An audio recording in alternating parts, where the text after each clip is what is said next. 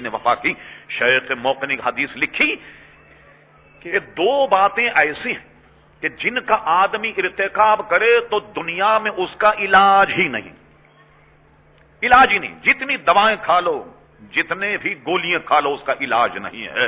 वो दो गलतियां क्या हैं कि जिनसे बचना जरूरी है। फरमाया खड़े होकर पाजामा पहनना और बैठकर इमामा बांधना। क्या मतलब हुआ कि इमामा जब बांधे तो खड़े होकर बांधे, जब इज़ार पहने, पतलून पहने या पजामा पहने या लुंगी पहने तो बैठ करके उसको पहने। और कोई आदमी अगर इज़ार खड़े होकर के पहने और इमामा बैठ करके बांधे तो सरकार के इसका ला दवा लहू, ला दवा लहू, उसकी कोई दवा दुनिया में नहीं है कि जो आदमी बैठकर इमामा बांधे और खड़े होकर इज़ार बांधे। मुझे बताइए, बात आपको कड़वी न लगे, हम में से 99% लोग पजामा या पतलून खड़े होकर के पहनते हैं या नहीं?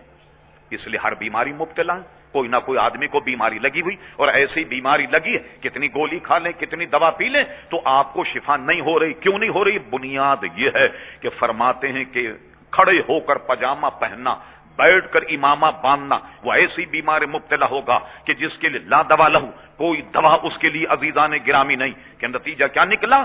चलिए इमामा शरीफ तो गायब ही हो गया। अच्छा, इमामा तो अपनी जगह, आप तो टोपी भी गायब हो गई। बाद लोग जब सऊदी अरब जाने लगे, उधर जाने लग गए तो देखा कि जहां से इस्लाम फैला वही नंगे सर पढ़ते, तो उन्होंने सोचा कि यही इस्लाम होगा कि नंगे सर नमाज पढ़ी जाए। अच्छे भले वजादार लोग जो हैं वो भी नंगे सर नमाज पढ़ने लग गए, जो खिलाफ सुन्नत है। नबी करीम अलैहिस्सलाम ने सिवाय एहराम कभी भी नंगे सर नमाज नहीं पढ़ी। इमामा अक्सर व बीशतर इमामा ज़ेब तन होता। और हजरत आला हजरत इमाम अहले सुन्नत फतावा अफ्रीकिया में एक हदीस नकल की, हुजूर अलैहि सलाम ने टोपी भी पहनी, जो हदीस शरीफ में मौजूद है। नंगे सर नमाज कभी भी ना साहबा ने पढ़ी, ना हुजूर अलैहि सलाम ने पढ़ी।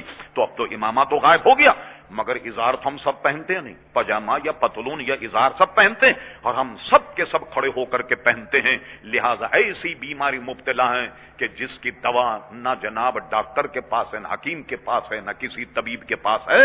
इसकी इस्लाह कर लें।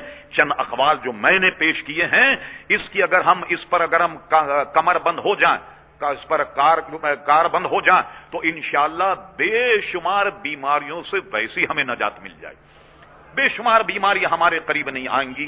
अल्लाह तबारक व तआला मुझे और हम सबको इस पर अमल करने की तौफीक अता फरमाए।